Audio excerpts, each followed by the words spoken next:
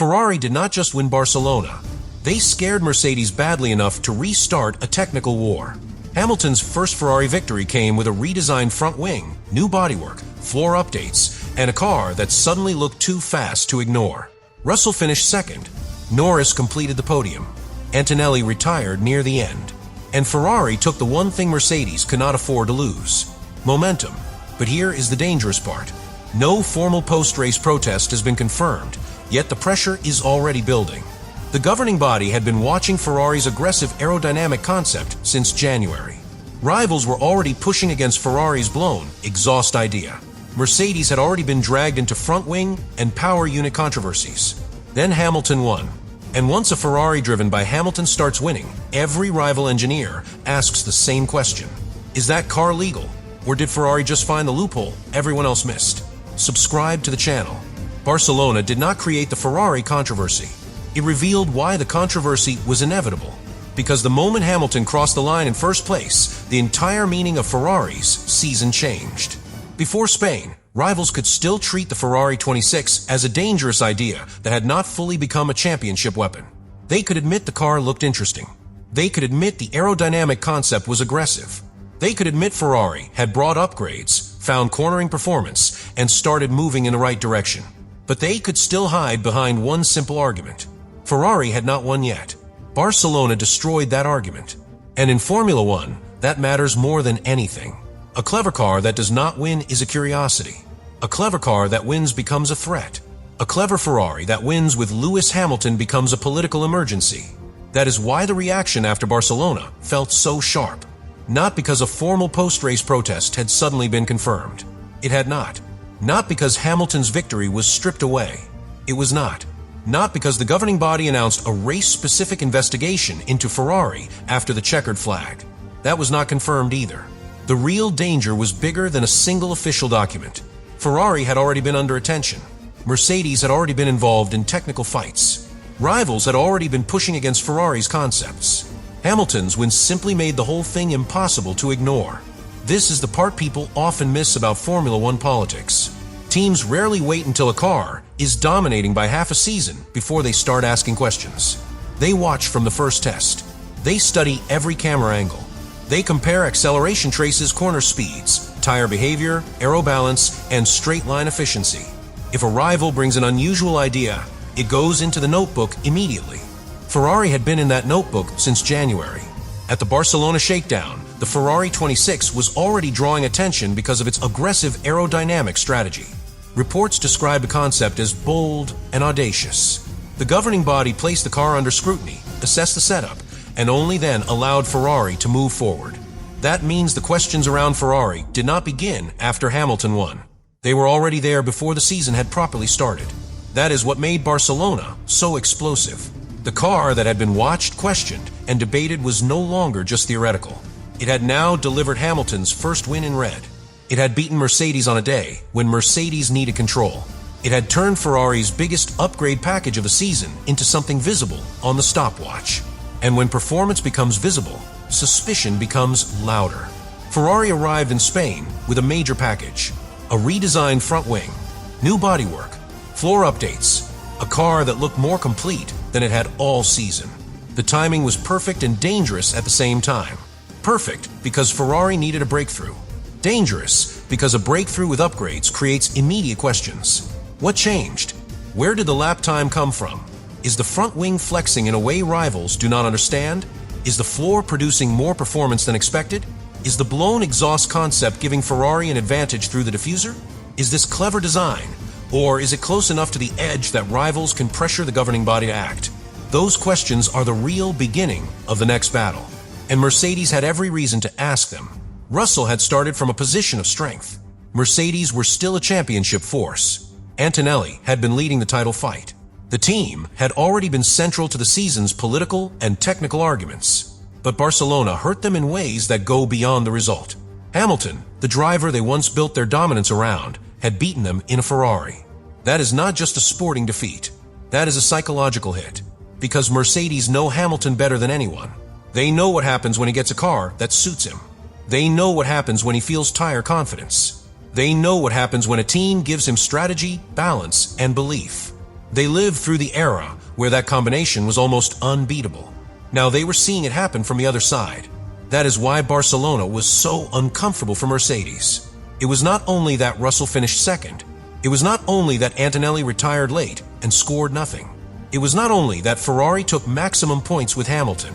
It was that Ferrari looked like they had finally connected the car to the driver. That is the worst-case scenario for every rival. A fast Ferrari is one problem. A confident Hamilton is another. A fast Ferrari with a confident Hamilton is something completely different. And that is why the political pressure grows. Mercedes cannot simply assume this was a one-off. They cannot politely wait to see whether Ferrari continue winning.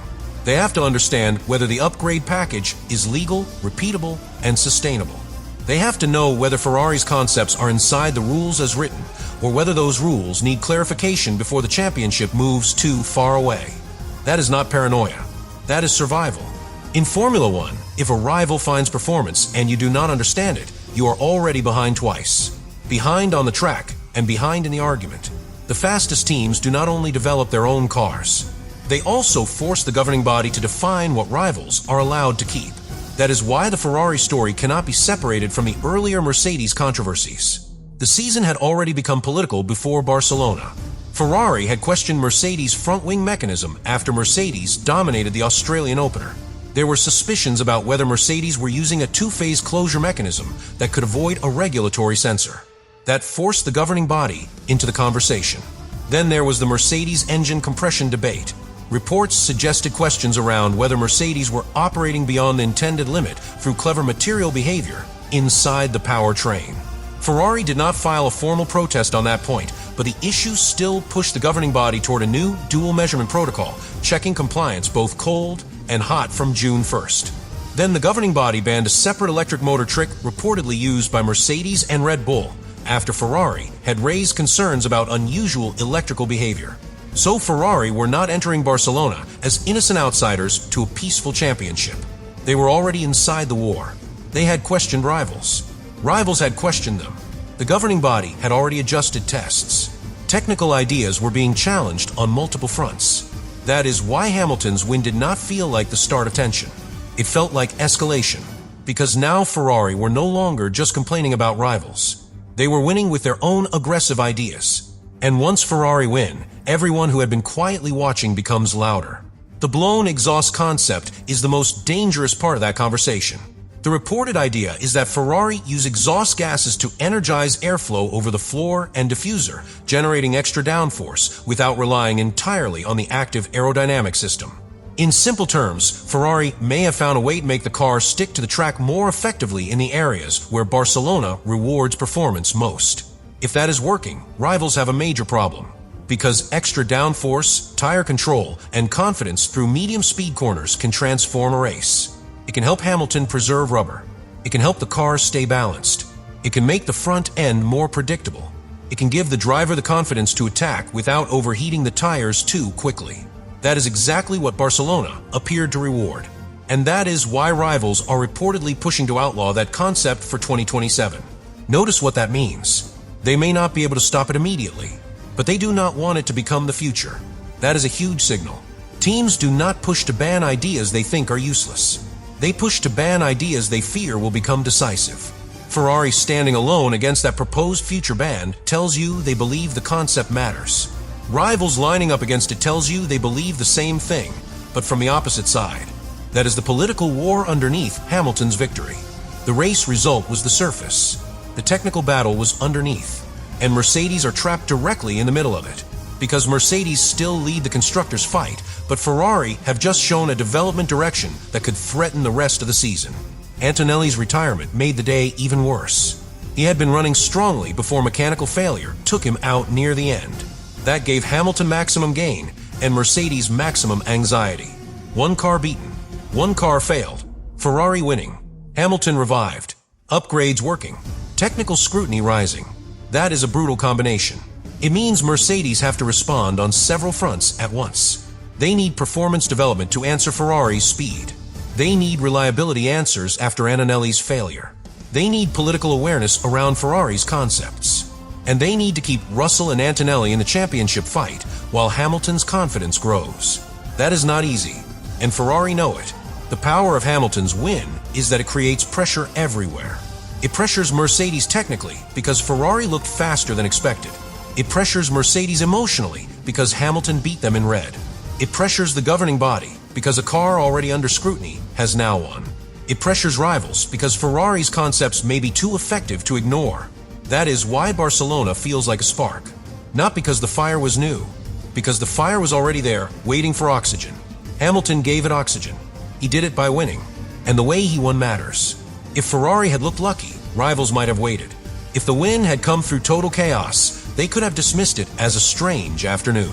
If Mercedes had clearly had the faster car and lost only through misfortune, the political heat might have been lower. But Ferrari's performance looked real enough to scare people. Hamilton's pace looked real. The upgrades looked real. The strategic execution looked real. And when something looks real in Formula One, rivals do not call it beautiful. They call it suspicious. That is the culture of the sport. Every clever idea is admired only until it starts costing other teams points. Then admiration turns into clarification requests. Clarification requests turn into technical directives. Technical directives turn into rule changes. And rule changes can shape entire championship fights. That is why the next phase is so important. Ferrari now have to prove they can keep their performance while surviving scrutiny. Mercedes have to decide how aggressive they want to be in challenging or questioning the package. The governing body has to decide whether Ferrari's aggressive concepts need closer interpretation or whether rivals simply need to build better cars.